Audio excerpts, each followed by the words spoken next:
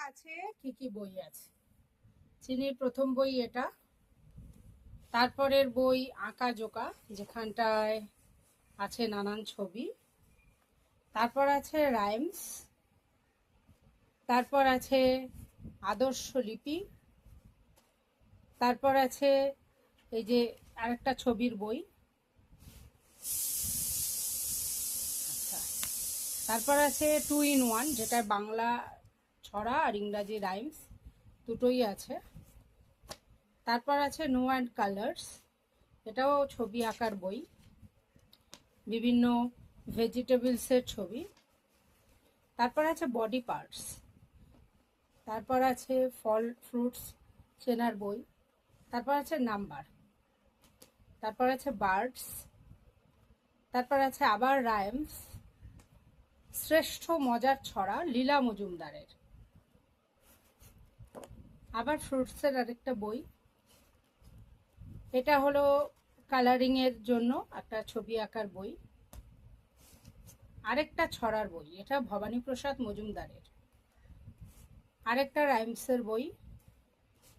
Maths, pre primary maths, এগুলো চিনিকে practice করা হয়। ভেজিটেবলসের ছবি আঁকা সঙ্গে শেখার জন্য। অ্যানিম্যালসের বই, অ্যালফাবেটের বই, ভেজিটেবলসের আরেকটা বই, আরেকটা রাইমসের বই, আরেকটা ইংলিশ প্রি প্রাইমারির বই, এই যে যেগুলো হলো প্রাণী পাখি পশু এইসব শেখা যাবে। এবার হলো কার্সিভ রাইটিং এর একটা বই, যদিও চিনির এটা এখনো শুরু হয়নি। আরেকটা হলো ছবি দেখে বিভিন্ন ফুল ফল এগুলো সব চেনার বই। ঠিক আছে, বড় রেখেছো, বুঝতে পেরেছি। আরেকটা হলো টুকটাক ইংরাজি শেখার বই, এটাও এখনো চিনির শুরু হয়নি।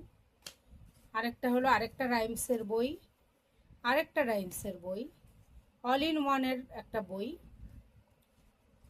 ছড়ায় ছড়ায় মহান যারা, এটা খুব প্রিয় বই। এটা দেখে চিনি অনেক মনীষীদের চিনতে শিখেছে। এটা হলো তাদেরকে নিয়ে লেখা কবিতা। এটা হলো হ্যান্ডরাইটিং এর বই। এটা আরেকটা আদর্শ লিপি। এটা হলো ছোটদের ছড়ার বই। এটা হলো বর্ণমালা শেখার বই। আর এটা হলো কালারিং এর বই। এর মধ্যে অনেকগুলো বই চিনির রাঙামানি চিনিকে দিয়েছে, কিছু নতুন, কিছু পুরনো তার ভাইয়ার বই, আর কিছু চিনির মা তাকে কিনে দিয়েছে যাতে আরও শিখতে পারে। এই সব চিনি শেখে, জানে এবং চেষ্টা করে।